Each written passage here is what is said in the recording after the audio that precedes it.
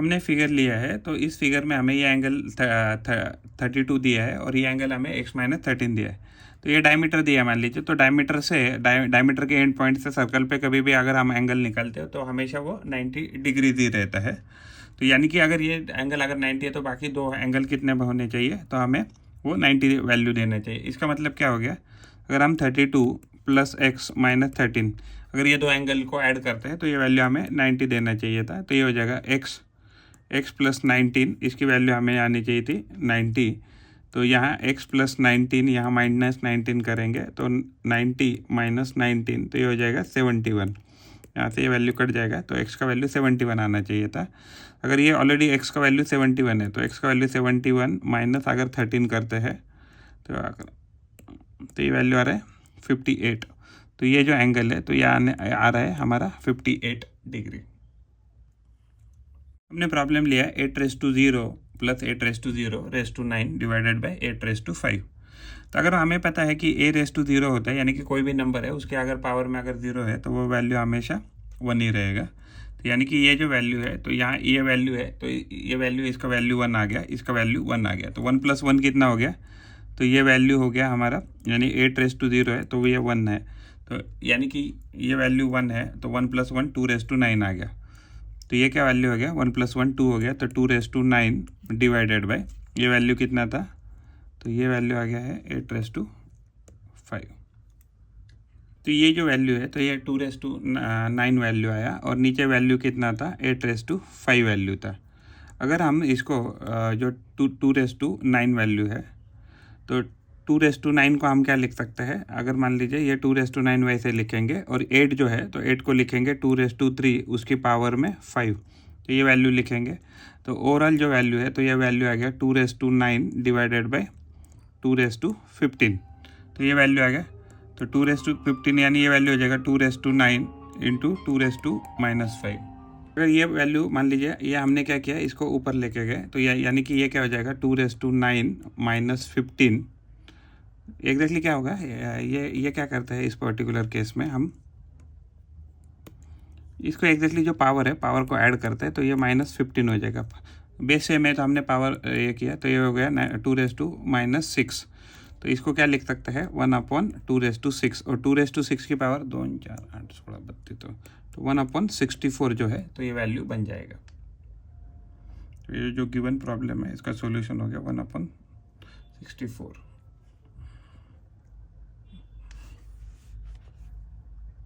To divided by x + 2 divided by 3y is equal to 1/x। और दूसरा क्या है, तो ये हमें 3/x + 2/y इक्वल टू 0 ऐसा दिया है। तो यहाँ पे अगर हम मान लीजिए इसको सॉल्व करना है तो हम इसको कैसे कर सकते हैं, तो ये जो है तो यहाँ इसको क्रॉस मल्टीप्लाई यहाँ करेंगे और इसको यहाँ क्रॉस मल्टीप्लाई करेंगे तो ये हो जाएगा 2 × 3y तो क्या हो जाएगा, ये 6y हो जाएगा, प्लस ये वैल्यू हो जाएगा 2x divided by 3xy equal to 1/x है। तो अभी जो 1/x आया है वैल्यू, तो यहाँ से भी इसको यहाँ क्रॉस मल्टीप्लाई करेंगे, इसको यहाँ क्रॉस मल्टीप्लाई करेंगे तो ये हो जाएगा 6 × 6y + 2x equal to 3xy, ये वैल्यू आ गया। हाँ, हम इसको सॉल्व कर रहे हैं, ये जो ऊपर वाली वैल्यू है इसको हम सॉल्व कर रहे हैं।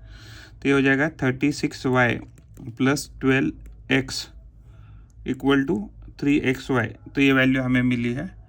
तो इस केस में भी हम क्या करेंगे, अगर हमने यहाँ से इसको क्रॉस मल्टीप्लाई किया, इसको क्रॉस मल्टीप्लाई किया तो ये क्या हो जाएगा, तो ये हो जाएगा 3y + 2x इक्वल टू, तो ये डिवाइडेड बाय xy है 0 है, तो यहाँ हम इसको क्या करेंगे, इसको क्रॉस मल्टीप्लाई करेंगे तो ये तो 0 हो जाएगा। यानी कि हमें क्या दिया है, तो एक इक्वेशन आ गया हमारा।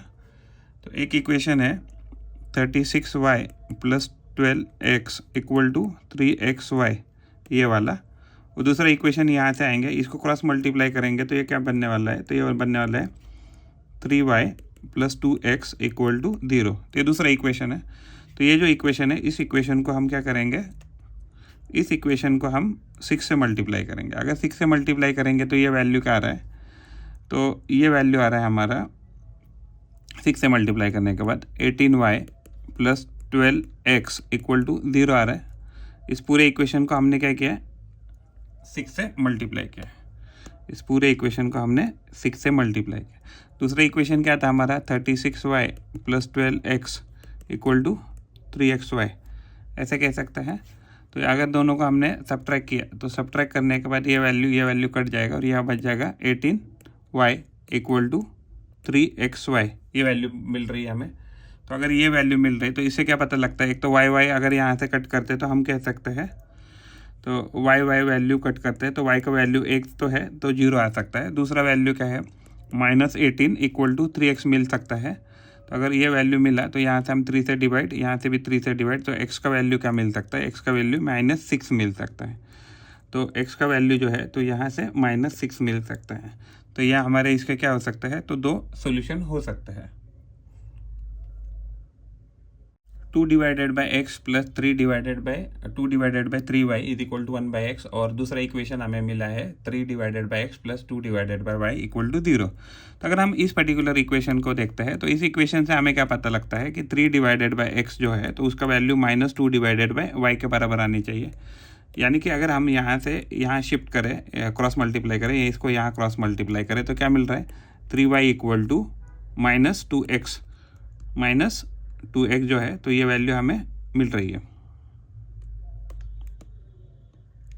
ओके, हमने क्या किया, तो हमने इसको यहाँ क्रॉस मल्टीप्लाई कर दिया, यहाँ क्रॉस मल्टीप्लाई, इसको ऊपर क्रॉस मल्टीप्लाई कर दिया। तो इसका मतलब क्या हो गया, y/x जो है तो y/x का वैल्यू कितना रहे, तो -2 / 3 हम ऐसे कह सकते हैं। यानी कि जब y का वैल्यू -2 है और x का वैल्यू 3 है तो ये वैल्यू सेटिस्फाई कर रहा है, तो ऐसा कह सकते हैं। अगर हम इसको ऊपर वाली अभी इक्वेशन को सॉल्व करते हैं विद दिस रेफरेंस, तो ये वैल्यू अगर क्या क्रॉस मल्टीप्लाई करने के बाद ये हमें इसको यहाँ ऊपर क्रॉस मल्टीप्लाई करेंगे और इसको यहाँ क्रॉस मल्टीप्लाई करेंगे तो ये हो जाएगा 6y + 2x / 3xy = 1/x value आ रहा है मान लीजिए।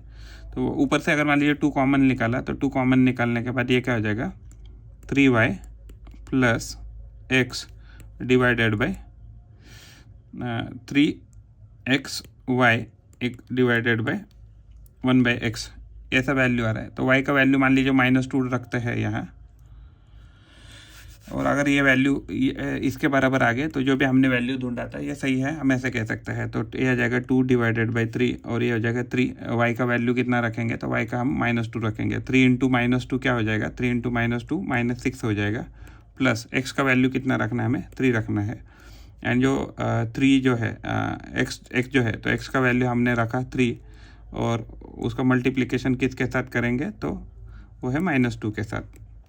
तो ये जो वैल्यू है तो ये हो गया 2/3। तो ये वैल्यू था -3 डिवाइडेड बाय, तो 3 3 × 9, 9 to the -2 यानी -18 कह सकते हैं। तो यहाँ ये माइनस से माइनस कटने वाला है, वैसे भी यहाँ 3 से 3 कटने वाला है, तो वो ये हो गया 2/18। तो ये वैल्यू आ जाएगा 1/9। तो 1/9 1/x के बराबर तो नहीं है, तो ये एग्जैक्टली इसका प्रॉपर सॉल्यूशन नहीं है। तो हमें दूसरा मेथड, साइमल्टेनियस मेथड से सॉल्व करके अभी देखना पड़ेगा।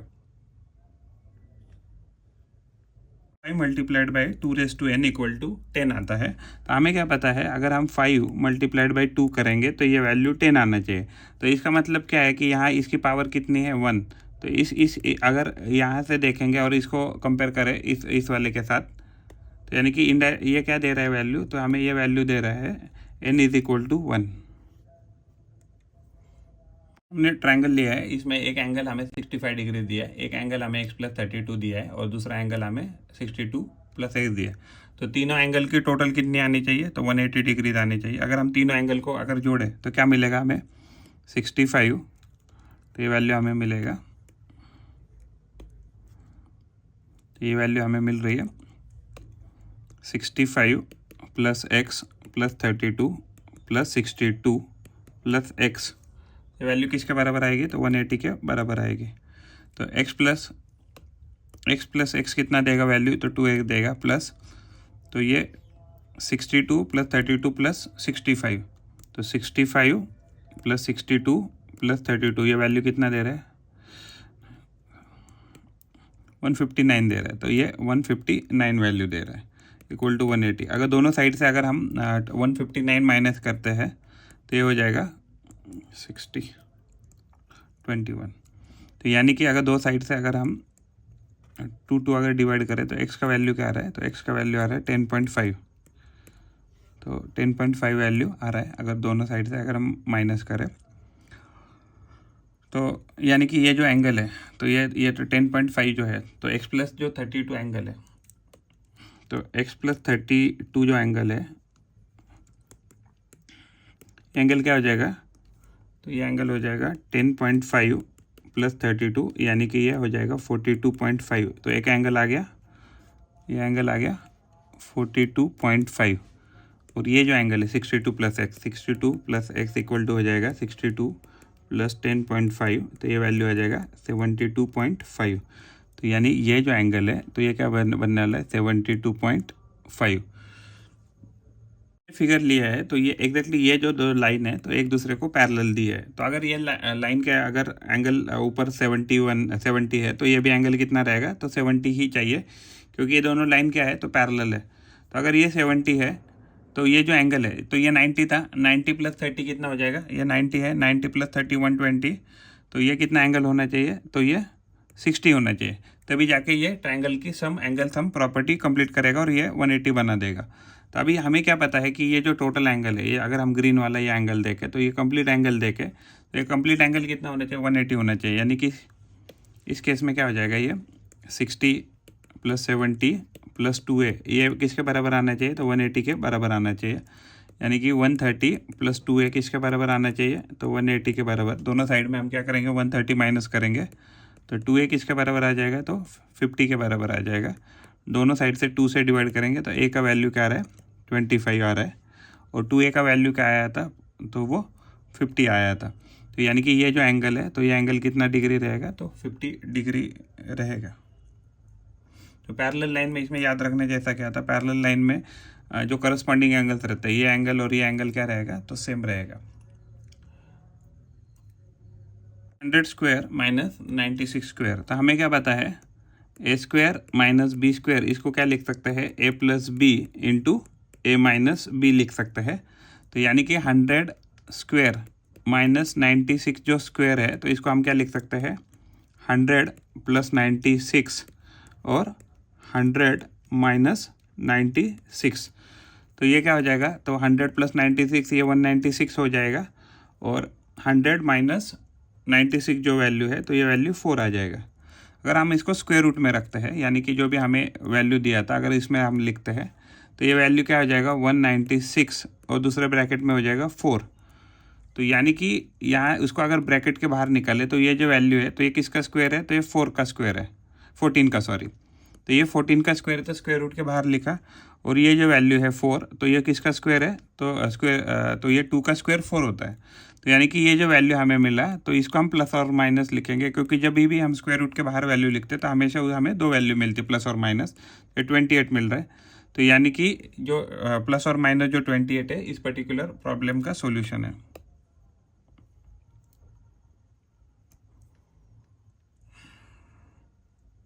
Three raise to x multiplied by 3 raise to minus 2 equal to 81 हमें दिया है, तो हमें पूछा है x माइनस 2 का वैल्यू क्या रहेगा। तो एग्जैक्टली क्या है, ये दिया है हमें 3 raise to x multiplied by 1/3 raise to 2 equal to 81 दिया है।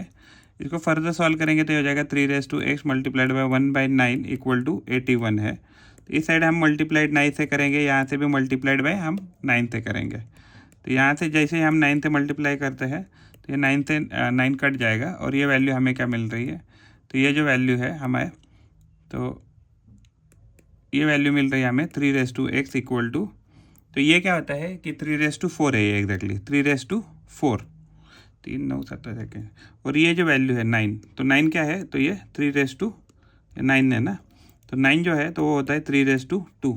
तो ओवरऑल ये हमें वैल्यू मिला 3 रेस टू 6, यानी 3 रेस टू एक्स का वैल्यू क्या आ गया 3 रेस टू 6, यानी एक्स का वैल्यू क्या आ गया, तो 6 आ गया।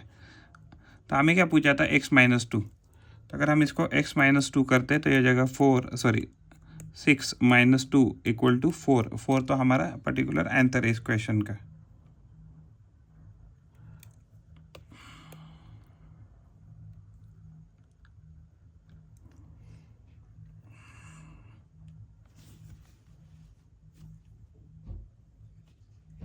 प्रॉब्लम है हमारा 2500% ये स्क्वायर रूट में वैल्यू है इज इक्वल टू x/5 है।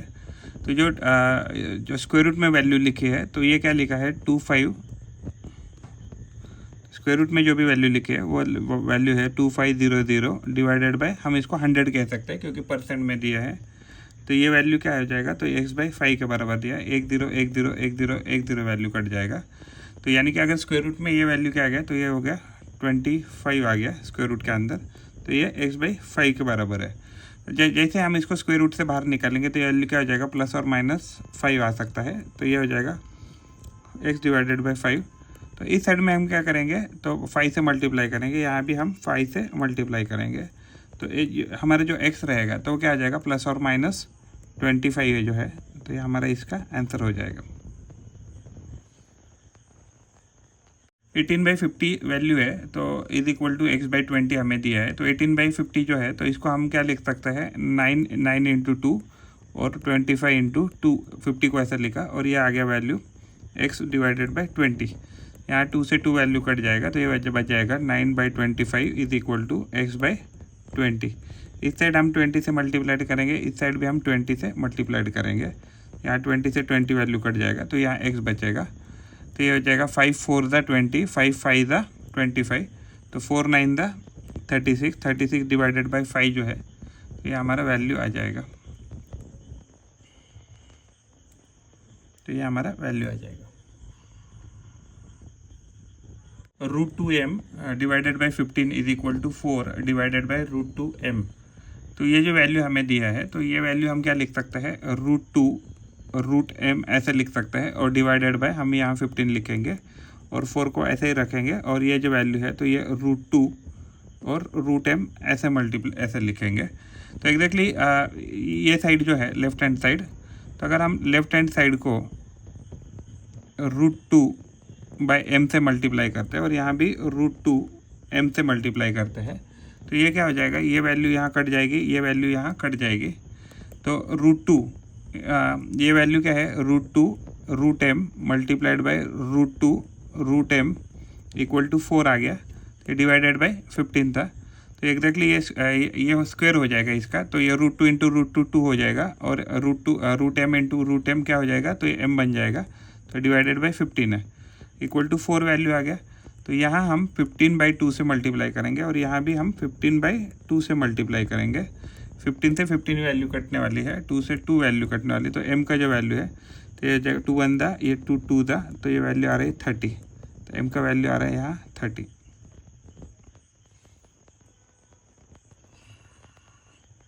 Eighteen divided by 2 multiplied by 3 -1। तो अगर हम इसको प्रॉपरली लिखे तो ये लिख सकते हैं हम 18 डिवाइडेड बाई 2 मल्टीप्लाइड बाई 3 -1।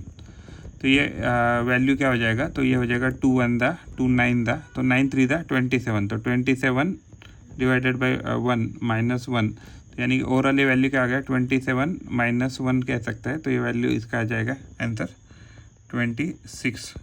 तो 9 9 तो इसका आंसर आ जाएगा 26।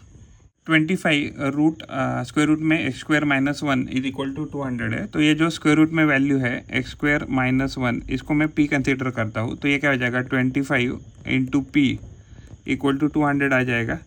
तो यहाँ से हम क्या डिवाइड करेंगे, यहाँ से 25 डिवाइड करेंगे, यहाँ से भी 25 डिवाइड करेंगे। ये जो 200 है इसको लिखेंगे 25 8 दा लिखेंगे और ये 25 नीचे आ जाएगा। यहाँ 25 से 25 ये वैल्यू कट जाएगा, यहाँ 25 से 25 कट जाएगा और ये p का वैल्यू आ रहा है 8। लेकिन p क्या था हमारा, तो स्क्वायर रूट ऑफ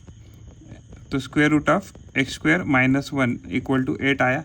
तो दोनों साइड अगर हम स्क्वायर करेंगे तो ये वैल्यू आ जाएगा 64 और ये वैल्यू आ जाएगा x² - 1। तो यहाँ हम +1 करेंगे, यहाँ से भी +1 करेंगे, तो x² का वैल्यू क्या आ गया 65 आया। तो अगर हम स्क्वायर रूट लेते हैं तो इसका वैल्यू क्या आ जाएगा ±√65 जो है, तो इसका हमारा स्क्वायर रूट क्या आ जाएगा, तो ±65 आना चाहिए। तो ये हमारा इसका सॉल्यूशन है। स्क्वायर रूट में 6 डिवाइडेड बाई 2/3 है। तो अगर हम इसको प्रॉपरली लिखे तो इसको लिख सकते हैं 6 मल्टीप्लाइड बाई 3 डिवाइडेड बाई 2। तो ये वैल्यू हो जाएगा, तो ये वैल्यू हो जाएगा 18 डिवाइडेड बाई 2। तो ये वैल्यू आ जाएगा, इसमें स्क्वायर रूट में 9 और 9 का अगर स्क्वायर रूट करेंगे तो ये आ जाएगा वैल्यू प्लस और -3। तो हमारा सॉल्यूशन जो है इसका तो आ सकता है +or-3। फिगर लिया है तो इसमें हमें एक इक्विलैटरल ट्रायंगल दिया है। इक्विलैटरल ट्रायंगल दिया है, इसका मतलब क्या है कि ये एंगल 60 रहेगा, ये भी एंगल 60 रहेगा और ये भी एंगल 60 रहेगा। तो एग्जैक्टली ये लाइन और ये लाइन यानी कि पी लाइन और क्यू लाइन एक दूसरे को पैरेलल है। तो पैरेलल का मतलब क्या है, अगर हमें इसको एक्सटेंड करते हैं तो एक्सटेंड करने के बाद ये लगभग ऐसे कुछ दिखेगी और ऊपर एक्सटेंड करेंगे तो ऐसे कुछ दिखेगी। तो यानी कि अगर हम इसको देखें तो ये जो एंगल है, तो ये जो टोटल एंगल है, तो ये टोटल एंगल और ये एंगल, तो ये क्या हो जाएगा, तो ये मान लीजिए पैरेलल लाइन होने के बाद ये ट्रांसवर्सल हो जाएगा। ट्रांसवर्सल होने के बाद ये एंगल, ये वाला एंगल और ये वाला एंगल, इसकी टोटल कितनी आनी चाहिए, तो 180 आनी चाहिए। तो अगर ये 180 आनी चाहिए तो ये ऑलरेडी 60 है, तो ये भी 60 है, तो इसका मतलब ये एंगल कितना आना चाहिए, तो 60 आना चाहिए। तो देखिए अगर ये 60 है, ये 60 है, तो इसका मतलब क्या हो गया कि ये एंगल भी 60 आना चाहिए, क्योंकि ये सारा एंगल कितना बना रहा है, तो ये लीनियर पेयर बना रहा है। लीनियर पेयर की टोटल होगी 180। तो अगर मान लीजिए यहाँ से ऊपर से देखें तो अभी इस पर्टिकुलर केस में क्या हो जाएगा, अगर हमें यहाँ से ग्रीन से ड्रॉ करते हैं तो ये एंगल है, तो ये भी लीनियर पेयर बना रहा है। तो अगर ये लीनियर, मान लीजिए ये जो है, तो ये भी लीनियर पेयर बना रहा है, तो इसमें तो ये ऑलरेडी 60 है, तो बाकी बचा हुआ एंगल कितना बनाना चाहिए, तो 180 बनाना चाहिए, क्योंकि ये 180 बना लेगा, 120 बना लेगा, तभी जाके ये लीनियर पेयर की कंडीशन सेटिस्फाई कर देगा। तो ये जो एंगल है तो वो आ रहा है 120 डिग्रीज। एक फिगर लिया है, तो इस फिगर में हमें एक आइसोसेलेस ट्रायंगल दिया है। तो आइसोसेलेस ट्रायंगल में ये दोनों साइड सेम है, तो इसके अपोजिट के एंगल्स ये सेम रहेंगे। अगर मैं फिलहाल मान लीजिए इसको ए और ए कंसीडर करता हूँ, तो यानी कि हमें क्या दिया है, ए यानी कि a + a कितना हो जाएगा, तो 2a + 100 = 180 होना चाहिए। क्यों 180 इसलिए होना चाहिए क्योंकि एंगल का, ट्रायंगल का एंगल सम प्रॉपर्टी क्या होता है कि तीनों जो ट्रायंगल के एंगल होते हैं उनकी टोटल 180 होती है। तो यानी कि 2a का टोटल क्या हो जाएगा, तो 80 हो जाएगा। दोनों साइड से 2 से डिवाइड करेंगे तो a का वैल्यू आ रहा है 40। अगर ये वैल्यू 40 है तो a का साइड कितना है, ये 40 है, तो ये भी 40 आ गया। तो मान लीजिए ये जो है, तो ये तीनों एंगल बन के क्या बना रहे हैं, तो ये मान लीजिए 180 बना रहे हैं। तो उसमें से मान लीजिए ये एंगल के नाम मान लो b रखते हैं और इसका भी b, क्योंकि उन्होंने ही दिया है। तो ये जो टोटल एंगल है, तो टोटल यानी b और 40, तो b और 40 कितना एंगल बना रहा है। तो अगर हम यहाँ इसको सॉल्व करें तो यानी कि क्या दिया है, तो b + b = 40 = 180 आना चाहिए, क्योंकि लीनियर पेयर बना रहा है। तो 2b का वैल्यू क्या आ रहा है, तो 140 आ रहा है, तो यानी कि b का वैल्यू क्या आ रहा है, तो 70 आ रहा है। तो b का वैल्यू अगर 70 है तो यहाँ भी 70 है और यहाँ भी 70 है। ओके, अभी इस साइड बात करते हैं। इस साइड में भी क्या है कि इस साइड में भी अगर हम देखेंगे तो इस साइड में भी ये एंगल सेम है और ये भी लीनियर पेयर कर रहा है। तो इसका मतलब ये भी क्या होना चाहिए, 70 होना चाहिए और ये भी 70 होना चाहिए, तभी जाके लीनियर पेयर बन सकता है। अगर ये 70 है और ये भी 70 है तो 140 हो गया। तो ये जो ट्रायंगल है, तो इस ट्रायंगल का ये एंगल कितना होना चाहिए, तो 40 होना चाहिए, क्योंकि इस ट्रायंगल में भी टोटल करने के लिए हमें एंगल की ज़रूरत है 40। तो ये 70 + 70 140, 140 + 40 तो 180 हो जाएगा। 7⁻³ x - 14 = 1/49। तो हम इसको है ना, ये जो पावर है तो 7 के टर्म्स में दिए, तो ये भी हम 7 के टर्म में लिखने की कोशिश करेंगे। तो ये हो जाएगा 49 जो है, तो 49 को क्या लिख सकते हैं, 49 को हम लिख सकते हैं 7²। लेकिन अभी क्या दिया है, ये हमें पावर में, ये इसमें दिया है डिनोमिनेटर में, तो ये हो जाएगा 1/49 को हम लिखेंगे 1/7² जो हो जाएगा 7⁻²। इसको ऊपर लेंगे तो ये माइनस हो जाएगा। यानी कि ओवरऑल ये वैल्यू क्या दिया है, तो ये वैल्यू अगर हम लिखेंगे तो ये हो जाएगा, ये क्या दिया है, 7⁻³ x - 14 = 7⁻²। कहाँ से लाया हमने, तो ये हमने इसकी कैलकुलेशन की है 1/49 की यहाँ। तो यानी कि अगर हमने पावर बेसिस सेम किया तो पावर क्या रहेंगे, सेम। इसका मतलब क्या हो गया, 3x - 14 किसके बराबर आना चाहिए, -2। इस साइड +14 करेंगे, इस साइड +14 करेंगे, तो ये हो जाएगा 12। और ये जो वैल्यू है, तो ये वैल्यू क्या हो जाएगा, तो ये वैल्यू हो जाएगा 3x, क्योंकि 14 कट जाएगा, यहाँ 3 से डिवाइड, यहाँ 3 से डिवाइड, तो x का वैल्यू जो आ रहा है तो 4 आ रहा है। इसको लिख सकते हैं 3 × 4 डिवाइडेड बाई 3, 3 से 3 कट जाएगा। ये हमारा आंसर है।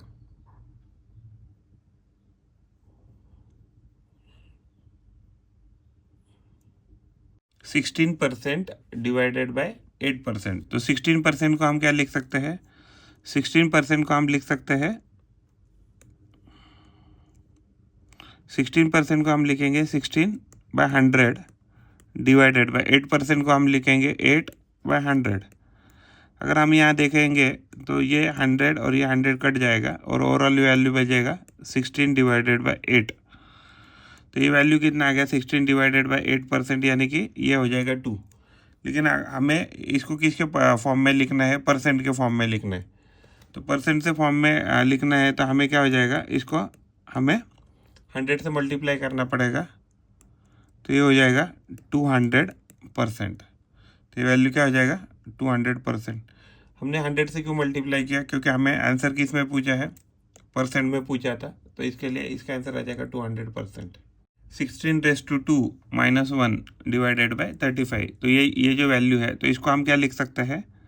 a² - b² के फॉर्म में लिखेंगे, तो इसको लिखेंगे a + b × a - b। तो ऐसे फॉर्म में लिखेंगे, तो ऐसे फॉर्म में लिखने के बाद ये जो वैल्यू है तो ये वैल्यू क्या बन जाएगा? 6 - 1 × 6 + 1 डिवाइडेड बाय 35 था। तो 35 को हम क्या लिख सकते हैं?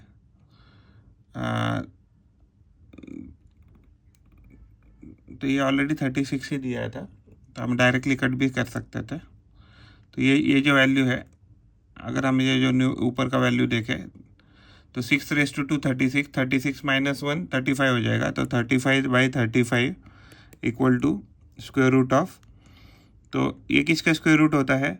तो ये 15 का स्क्वायर रूट होता है। तो अगर हम 15 पकड़ते हैं तो इसकी 2 वैल्यू आ सकती है, प्लस और माइनस। बट अगर माइनस लेके भी कुछ फ़र्क नहीं पड़ेगा, क्योंकि इसकी पावर raised-4 है, तो माइनस लेंगे तो भी प्लस हो जाएगा, तो इसकी पावर 4x हो जाएगी। तो यानी कि ये क्या हो गया? 1:15⁴x ऐसा दिया है। तो अगर ऐसा वैल्यू दिया है तो हम इसको 1 की जगह क्या लिख सकते हैं? 15⁻0 भी लिख सकते हैं, = 15⁻4x, ऐसा कुछ वैल्यू आया है। अगर उसकी क्या है, मान लीजिए बेसिस सेम है तो पावर सेम रहेगी। इसका मतलब क्या हो गया? 0 = 4x। तो 4 तो 0 नहीं हो सकता, इसका मतलब x का वैल्यू क्या आ गया? x का वैल्यू 0 आ गया। हमारा सॉल्यूशन है इसका। √81 × 12 - 8, तो इस केस में क्या हो जाएगा? √81 जो है, तो √81 का वैल्यू क्या आ जाएगा? तो +9 भी आ सकता है या अदरवाइज -9 भी आ सकता है। तो अगर हम दोनों से सॉल्व करने की कोशिश करेंगे तो ये क्या हो जाएगा? प्लस और -9 आ जाएगा मल्टीप्लाइड बाय, तो 12 - 8, तो 12 - 8 कितना हो जाएगा? तो 4 आ जाएगा। अगर हम पहले इसको प्लस से सॉल्व करते तो +9 × 4, तो ये वैल्यू हमें दे रहा है 36। लेकिन अगर हम इसको -9 × 4 से अगर सॉल्व करते हैं तो ये वैल्यू हमें देगा -36। तो यानी कि +36 और -36, या कुछ नहीं लिखा तो प्लस लिखेंगे, तो यानी कि +36 और -36 हमारे सॉल्यूशन है इसके। 7⁻1 - x × 4⁻1/x = 1/28। हम एक्सपोनेंट पावर में क्या पढ़ते हैं? अगर a⁻m है मल्टीप्लाइड बाय उसको b⁻m करते हैं तो हम ab⁻m लिख सकते हैं। तो यानी कि यहाँ पावर सेम है, यहाँ भी पावर सेम है, तो हम इनका बेसिस का मल्टीप्लिकेशन करेंगे तो हो जाएगा 7 × 4 = 28। हमें वैल्यू क्या मिला है यहाँ? तो ये वैल्यू मिला है 28⁻1/x। तो ये जो 1/28 है, तो 1/28 को क्या अगर हम लिखेंगे न्यूमरेटर में लेके जाएंगे तो इसको लिखेंगे 18⁻1। तो 18⁻1 लिख सकते हैं, तो इसको हम लिखेंगे 18⁻1। यहाँ भी हमने बेस सेम कर दिया, यहाँ भी बेस सेम कर दिया। इसका मतलब क्या? पावर सेम रहेगी, तो 1 - x किसके बराबर आ गया? तो -1। इस साइड हम -1 करेंगे, इस साइड -1 करेंगे, ये वैल्यू कट गया, तो -x = -2 आ गया। यहाँ -1 से मल्टीप्लाई करेंगे, यहाँ भी -1 से मल्टीप्लाई करेंगे, तो x का वैल्यू आ गया +2।